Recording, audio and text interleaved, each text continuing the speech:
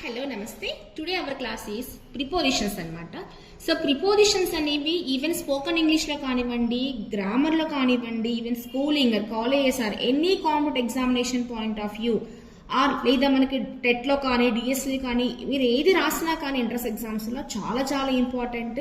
అలాగే మనం రెగ్యులర్గా వాడే సెంటెన్సెస్లో కూడా ఈ ప్రిపోజిషన్స్ అనేవి చాలా ఇంపార్టెంట్ రోల్ ఉంటాయన్నమాట. సో వాటిల్లో some examples like in, into, over, under and beneath, అలాగే త్రూ, ఇలా చాలా ఎగ్జాంపుల్స్ ఉన్నాయి చెప్పుకుంటూ పోతే. సో ఇవన్నీ కూడా మీకు చాలా సింపుల్గా ఎలా గుర్తుపెట్టుకోవాలని ప్రాక్టికల్గా చూపిస్తాను మీకు ఇప్పుడు నేను. అంటే మనం వినేదానికంటే కూడా ఒక ఎగ్జాంపుల్ని లైవ్లో చూపిస్తే ఈజీ గుర్తుకుంటుంది కదా మనకి. సో దానికోసం నేను చేస్తున్నానంటే ఇక్కడ ఒక సర్కిల్ తీసుకుంటున్నాను. సర్కిల్ తీసుకొని ఇది అనేది ఒక రూమ్ అనుకోండి, ఒక ప్లేస్ అనుకోండి. సపోజ్ జస్ట్ అర్థం చేసుకుందాం మనము. సో సపోజ్ ఫస్ట్ వచ్చేసి మనం ఇన్ తీసుకుందాం ఇక్కడ. సో ఇన్ అనేది ఒక ప్రిపోజిషన్ ఉంది. ఇది ఎక్కడెక్కడ చెప్తామంటే మనము జాగ్రత్తగా వినండి. So suppose I am in class, or I am in bedroom, or I am in kitchen. అంటే క్లోజ్డ్గా ఉన్నప్పుడు సపోజ్ మనం చెప్తాం కూడా ఐఎమ్ సిట్టింగ్ ఇన్ చైర్, నేను కుర్చీలో కూర్చుంటున్నాను. Or I sat in chair అంటాము. అంటే సర్ఫేస్ అనేది ఎలా ఉండాలి, క్లోజ్డ్ గా ఉండాలి. అంటే ఈవెన్ 2 sides కానీ 3 sides కానీ 4 sides కానీ క్లోజ్డ్ గా ఉన్న దాంట్లో మనము కూర్చున్నా నిలబడినా మనం ఉన్నాం, అక్కడ స్టే చేస్తున్నాము అంటే సో దాన్ని మనం ఎలా చూపిస్తాము, ఇన్ అనే ప్రిపోజ్ చూపిస్తాం అనమాట. అదే మనము కూర్చునేది కూడా ఓపెన్ సర్ఫేస్ ఉందనుకోండి, సపోజ్ అక్కడ ఇన్ వాడకూడదు, ఆన్ వాడాలి. అలాగే క్లోజ్డ్ ఉన్నప్పుడు ఏం వాడతాము, ఇన్ వాడతాము. I sat in chair, I sat in sofa అంటాము. But I sat on bed అని చెప్పాలన్నమాట. But I am in bedroom చెప్పొచ్చు, ఐ ఆమ్ ఇన్ కిచెన్ చెప్పొచ్చు, I am in class room, I am in bus, అలా ఏదని చెప్పొచ్చు అనమాట. So this ఏం చెప్తుంది, మన తెలుగు తీసుకునే అర్థం ఏమొస్తుంది, ఇన్ అంటే లోపల అని వస్తుంది అనమాట.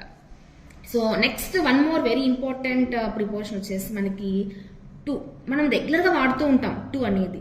టు అనేది ఏంటంటే టు అంటే వైపుకు అని, అంటే ఎక్కువ అని, అటువైపుకు వెళ్తున్నప్పుడు మనం ఏదైనా ఒక డెస్టినేషన్కి మనం చెప్తాం. ఎగ్జాక్ట్గా డెస్టినేషన్ మనము డిఫైన్ చేసి I am going to school or I am going to market. So going to అనేది గోయింగ్ టు కానీ, గో కానీ, వెంట్ కానీ, గాన్ కానీ వచ్చినప్పుడు ఇక్కడ రాస్తాను చూడండి మీకు కావాలంటే ఎగ్జాంపుల్స్.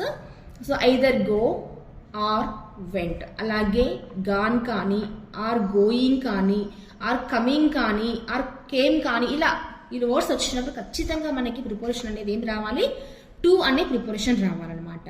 సో అదేం చూపిస్తుందంటే ఒక డెస్టినేషన్ చూపిస్తుంది. ఎక్కడికి వెళ్తున్నావు అంటే ఎగ్జాక్ట్గా మనకు ఎక్కడికి వెళ్తున్నామో పాయింట్ చెప్తుంది అనమాట. అలాగే ఇంకొకటి కూడా ఉంది మనకి, 2 words అనే ప్రిపోజిషన్ కూడా వస్తుంది అనమాట. సో 2 wordsకి 2కి ఉన్న డిఫరెన్స్ ఏంటి, 2 words అనే దాని తెలుగులో మీనింగ్ మనకి ఏమొస్తుంది, వైపుకు అని చెప్తాము. ఈ 2 wordsకి 2కి రెండింటికి కూడా తెలుగులో మీనింగ్ ఆల్మోస్ట్ ఒకటే వస్తుందండి. అంటే కు వైపుకు అని చెప్తాం కదా. బట్ 2 words అనేది రెండు కూడా ఇంగ్లీష్లో చెప్పినప్పుడు రెండు ఒక వే చూపిస్తున్నాయి, ఒక డైరెక్షన్ చూపిస్తున్నాయి. బట్ 2లో మనకంటూ ఒక డెస్టినేషన్ ఉంటుంది, అంటే ఎక్కడికి వెళ్తున్నా మనకు తెలుసు. బట్ 2 words అనేది ఏంటి, అటువైపుగా వెళ్తున్నాము, అక్కడ ఎగ్జాక్ట్గా పర్టికులర్ ప్లేస్ అనేది ఉండొచ్చు, ఉండకపోవచ్చు అనమాట. So I'm going towards park వైపుగా వెళ్తున్నాను. బట్ పార్క్ కాదు కదా, ఎగ్జాక్ట్గా పార్క్ కాదు, పార్క్ వైపుగా వెళ్తున్నాము. అక్కడి నుంచి పార్క్లో పోవచ్చు, లేదా పార్క్ పక్కన ఉన్న ఏదైనా లైబ్రరీకి పోవచ్చు, షాప్కి వెళ్ళొచ్చు, ఎక్కడికైనా వెళ్ళొచ్చు అనమాట. ఐఎమ్ గోయింగ్ టువర్డ్స్ అని చెప్తాము. 2 words అనే దగ్గర ఎగ్జాక్ట్గా డెస్టినేషన్ అనేది ఉండదు, రైట్. సో ఇదనమాట 2కి 2 wordsకి ఉన్న ఎగ్జాక్ట్ డిఫరెన్స్ అనమాట. నెక్స్ట్ చాలా చాలా ఇంపార్టెంట్, చాలా మంది కన్ఫ్యూజ్ అయ్యేదానికి ఒక 3 ఉన్నాయి. అదేంటంటే ఆన్. నేను రాస్తున్నాను, జాగ్రత్త గమనించండి. ఇక్కడ సర్ఫేస్ మీద రాస్తున్నాను ఆన్ అనేది నేను ఇక్కడ. అలాగే 1 more is over and 1 more is above. ఇవి కూడా చాలా చాలా ఇంపార్టెంట్. మనం మాట్లాడేటప్పుడు కానీ కాంపిటీషన్లో కానీ ఖచ్చితంగా అడిగేటనమాట ఇవన్నీ కూడా గమనించండి. On, over, above. ఆన్ అనేది ఎక్కడ ఉంది, దీనికి సర్ఫేస్కి టచ్ అయ్యింది అనమాట. ఓవర్ అనేది ఎలా, సర్ఫేస్ టచ్ కాలేదు బట్ పైన ఉంది. అబోవ్ అనేది కూడా పైనే ఉంది. తెలుగులో గమనిస్తే మనం ఈ మూడింటికి కూడా ఒకటే మీనింగ్ వస్తుంది. ఆన్ అన్నా పైనే, ఓవర్ అన్నా పైనే, అబోవ్ అన్నా కానీ పైనే వస్తుంది. But when coming to the English ఏం చెప్తామంటే, సపోజ్ ఇక్కడ మీరు గమనించండి, the book, this book is on the table. ఎలా ఉంది? టేబుల్ పైన ఉంది కదా, book is on the table అని చెప్తున్నాం ఇక్కడ మనం. ఇదే బుక్ని నేనేం చెప్తున్నానంటే ఇలా పట్టుకున్నాను, జస్ట్ ఇట్లా పట్టుకున్నాను అంటే ఏమైంది, కింద గ్యాప్ ఉంది కదా. సో దీన్ని ఏమంటాం మనము, ద బుక్ ఈస్ ఓవర్ అని చెప్తాము. కానీ ఇది ఎగ్జాక్ట్ కాదు, ఎందుకంటే బుక్ మనం సపోర్ట్ లేక పట్టుకోలేం కాబట్టి the sentence is not at correct. So we can take like example, birds are flying over the trees. Birds చెట్లపై నుంచి ఎగురుతూ పోతున్నాయని చెప్తాం అనమాట. Okay, the birds are flying on the trees అని చెప్పొచ్చు అనమాట. అంటే టచ్ అవ్వట్లేదు, అక్కడ సర్ఫేస్ కి టచ్ కావట్లేదు, పైన పోతున్నాయి అనమాట. అలాగే అబో అని చెప్తున్నాము. సో అబో ఎక్కడ చెప్తామంటే ఒక ప్లేస్ తీసుకున్నప్పుడు ఇలా అప్ డౌన్, ఇది ఎలా ఉంది, అబోవ్ ఉంది, ఇది ఎలా ఉంది, కింద ఉంది కదా. సో ఇలా హైట్ ని అంటే పైన కింద ఈ హైట్ మెన్షన్ చేస్తున్నప్పుడు మనం ఎత్తు పొల్లాలు చెప్తున్నప్పుడు చెప్పేది మనకి అబోవ్ అనమాట. Suppose example like Tirumala is above the Tirupati. Tirumala is above the Tirupati. Tirumala ఎక్కడ ఉంది, తిరుపతికి పైన ఉంది కదా. సో పైన అని చెప్పినప్పుడు అలా చెప్తాము. అలాగే the Himalayas are above Nepal. రాదు అక్కడ, the Himalayas are above Nepal అని చెప్తాం అనమాట. మీకు ఇంకో లైవ్ ఎగ్జాంపుల్ తీసుకుంటాను, సింపుల్ చెప్తాను చూడండి. ఇక్కడ నా దగ్గర ఒక చిన్న బుక్ ఉందండి, ఈ బుక్ ఉంది, ఇది నా హ్యాండ్. సో ఇది ఎలా ఉంది, the book is on my hand. ఎందుకు, హ్యాండ్కి బుక్ టచ్ అయింది కదా, the book is on my hand. లేదు ఈ బుక్ ఏదైనా సరే ఒక థ్రెడ్ కట్టేసా పైన వేలాడుతుంది అనుకోండి, ఏం చెప్తాం అక్కడ, the book is hanging over the hand అని చెప్తాం, ఓవర్ ద హ్యాండ్ అని చెప్తాం అనమాట. అలా కాకుండా ఏదైనా ఎగ్జాక్ట్ గా మనం రెండు హైట్ ఇట్లా చెప్పాల్సి వచ్చినప్పుడు అబో చెప్తాము. ఓకే, నెక్స్ట్ ఎగ్జాక్ట్ గా ఈ 3 వర్డ్స్ కి ఆపోజిట్ గా మన దగ్గర కొన్ని ఉన్నాయి. ఆ 3 ఏంటంటే ఇక్కడ చూపిస్తాను, ఎగ్జాక్ట్ గా ఆపోజిట్ వర్డ్స్ అనమాట. బినీత్, బినీత్ కు చూడండి, ఇది అబోవ్ సర్ఫేస్ రాస్తున్నాము, ఇది బిలో ద సర్ఫేస్ రాస్తున్నాము. ఓకే, నెక్స్ట్ వచ్చేసి వన్ మోర్ వచ్చేసి ఇక్కడ బినీత్ రాసాం కదా, వన్ మోర్ వచ్చేసి అండర్ వస్తుంది. నెక్స్ట్ అలాగే సేమ్ ఇక్కడ మనకి అబోవ్ ఆపోజిట్ ఏం రావాలి, బిలో రావాలి, బిలో రావాలి. రైట్, ఇక్కడ కూడా చాలా చాలా easy.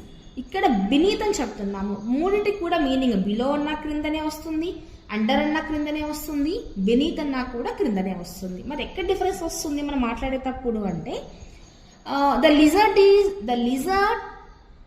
Is beneath the table చెప్తాము, లేదా ఇంకేం చెప్పొచ్చు మనము, the lizard is beneath the roof అని చెప్తాము. అంటే రూఫ్ కి బల్ ఎలా ఉంటుంది, వేలాడుతుంటుంది కదా, అతుక్కుంటుంది కదా.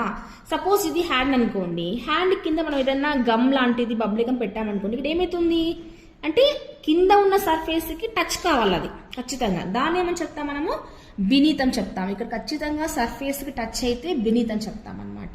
Suppose example take like saucer, cup saucer తీసుకున్నాం అనుకోండి, ఇది వచ్చేసి సాసర్, ఇది వచ్చేసి కప్ అనుకోండి, సజం చేసుకోండి, కప్పు సాసర్. ఇప్పుడు కప్ ఎలా ఉంది, సాసర్ కి పైన ఉంది, అంటే the cup is on the saucer అని చెప్తాము. అదే సాసర్ ఎలా ఉంది, the saucer is beneath the cup కదా. ఇది కప్ అనుకుంటే కప్పుకి కింది భాగాన అతుక్కొని ఉంది కదా సాసర్, కాబట్టి the saucer is beneath the cup అని చెప్తాము. రైట్, అలాగే బిలో మెన్షన్ చేయాలనుకోండి, ఎలా చెప్తాము, బిలో చెప్పాలనుకున్నప్పుడు మనం ఇందాక డిస్కస్ చేసాం కదా హైట్ గురించి, ఇలా చెప్పినప్పుడు అదే మనకి ఇందాక ఏం చేసుకున్నాము, Tirumala is above the Tirupati అని చెప్పాం కదా. ఇప్పుడు రివర్స్ అవుతుంది అనమాట, Tirupati is below Tirumala, Tirupati is below Tirumala.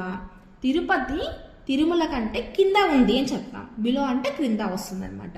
So these are the some example, main important అనమాట. దీంతో పాటుగా మీకు ఇంకొకటి కూడా ఉంది, అది వచ్చేసి ఇంటూ అని చెప్తాం. చాలా మంది కన్ఫ్యూజ్ అవుతూ ఉంటారు ఇంటూకి, ఇన్కి, అలాగే టూకి.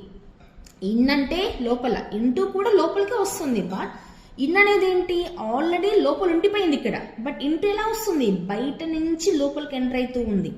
అంటే ఇక్కడ ఏమైంది, ఏరియా మారిపోయింది కదా, from outside to inside వచ్చేస్తుంది అనమాట. Suppose the teacher is entering in to the classroom, teacher క్లాస్లోకి ఎంటర్ అవుతూ ఉంది అని చెప్తాం అనమాట. ఆర్ ఇంకో తీసుకోవచ్చు మనం, ఏం తీసుకోవచ్చు అంటే, my son is jumped in to the well. Swimming చేయడానికి వెళ్ళాము, ఏదైనా బావిలోకి దూకాడని చెప్పామనుకోండి, ఆల్రెడీ బావిలో ఉన్నాడు కదా, జంప్ చేస్తున్నాడు, ఎలా పైన సర్ఫేస్ నుంచి లోపలికి వెళ్తున్నాడు కదా, అంటే బయట నుంచి లోపలికి వెళ్తున్నప్పుడు మనం చెప్పేది ఇంటూ అని చెప్తాం అనమాట. So I am jumped in to the well or I'm jumped in to the swimming pool అని చెప్తాము. అలాగే he came in to the classroom, he came in to the classroom, బయట నుంచి లోపలికి వస్తూ ఉన్నాడు క్లాస్ రూమ్లో కాబట్టి ఇంటూ చెప్తాం అనమాట, right. And one more very important and more confusion topic వచ్చేసి చాలా చాలా ఇంపార్టెంట్, THROUGH, త్రూ. త్రో కాదు, త్రూ అని చెప్తాం. దీని తెలుగులో మీనింగ్ వచ్చేసి ద్వారా లేదా గుండా అని చెప్తాం అనమాట. ఇక్కడ ఏమైతుంది చూడండి, గమనించండి. ఇక్కడ బయట నుంచి లోపలికి వచ్చి మళ్ళీ లోపలి నుంచి బయటకు వచ్చేసింది ఆరో మార్క్, అవునా? అంటే ఎగ్జాంపుల్ ఏం చెప్తాము, I can look through my glasses. ఈ గ్లాసెస్ అనేది చాలా సైడ్ ఉంటుంది కదా, గ్లాస్ స్పెట్స్ ఉంటాయి కదా, ఆ స్పెట్స్ అనేది ఒక మీడియం లాంటిది అనమాట. మన ఐస్ అనేవి అనుకుంటే ఈ సర్కిల్లో ఉన్న ఈ లైన్ అంతా కూడా గ్లాసెస్ అనుకుంటే, ఇది వచ్చేసి బయట ఉన్న ఒక వస్తువు అనుకోండి. ఈ వస్తువు చూడాలంటే ఫస్ట్ మన చూపు అనేది దేనికి క్రాస్ కావాలి, గ్లాస్ క్రాస్ అవ్వాలి కదా. సో అలా అనమాట. So one more example you can take like this the thief enters. Thief ఇక్కడ ఉన్నాడు, ఎంటర్స్ ద హౌస్. ఇక్కడ హౌస్ ఉంది, ఇక్కడ థీఫ్ ఉన్నాడు, ఒక పర్సన్ ఉన్నాడు అనుకోండి. సపోజ్ ఇట్లా ఒక థీఫ్ ఉన్నాడు ఇక్కడ, ఈ పర్సన్ ఇక్కడ వచ్చేసి ఒక హౌస్ ఉంది ఇట్లా, రైట్, ఒక హౌస్ ఉంది. ఈ హౌస్లోకి రావాలంటే ఏం కావాలి, తను ఒక మార్గం ఉండాలి తనకి. ఎలా రావాలి, the thief enters the house through back door or through window or through front door, ఏదని చెప్పొచ్చు అనమాట. అంటే ఇది వచ్చేసి ఒక మీడియం లాంటిది అనమాట. సో ఇది వచ్చేసి మనము త్రూ లాగా చెప్తాం అనమాట. So these are some examples for prepositions. I hope మీరు చాలా ఈజీగా అర్థమైంది అనుకుంటున్నాను. మరి నెక్స్ట్ క్లాస్లో ఇలాంటి కొన్ని తీసుకున్నాము, అట్, ఇన్ తీసుకొని చాలా ఉన్నాయండి ఇంకా ప్రిపరేషన్స్ మనకి.